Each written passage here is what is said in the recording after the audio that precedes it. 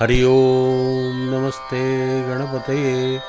त्वमेव प्रत्यक्षं तत्त्वमसि, त्वमेव केवलं कर्तासि, त्वमेव केवलं धर्तासि, त्वमेव केवलं हर्तासि, त्वमेव सर्वं खल्विदं ब्रह्मासि।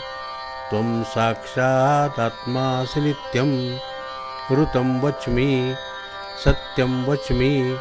अवत्वं माम् अववक्तारम् अवश्रोतारम् अवदातारम् अवधातारम् अवानुचान् अवशिष्यम् अवपश्चात् तातो अवपुरस्तात् तातो अवोत्तरात् तातो अवदक्षिणात् तातो अवचोर्ध्वात् तातो अवाधरात् तातो सर्वतो मां पाहि पाहि समन्तातो।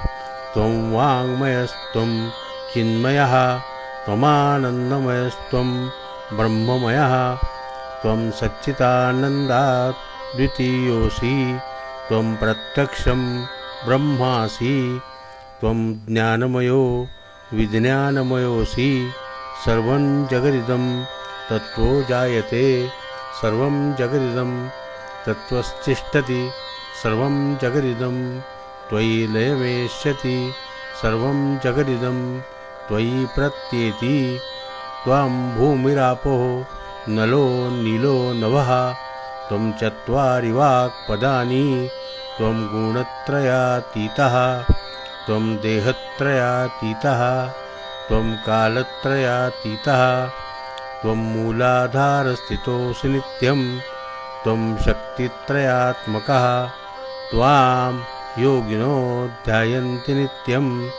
त्वं ब्रह्मास्त्वं विष्णुस्त्वं रुद्रस्त्वम् इन्द्रस्त्वम् अग्निस्त्वं वायुस्त्वं सूर्यस्त्वं चन्द्रमास्त्वं ब्रह्मभूर्भुवस्वरो।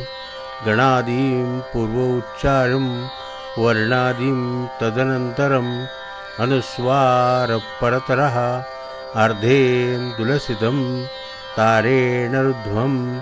एतत्त्वमनुस्वरूपं गकारः पूर्वरूपम्, अकारो मध्यमरूपम्, अनुस्वारश्चान्तरूपं, बिन्दुरुत्तररूपं, नादसन्धानं, संविता सन्धिः।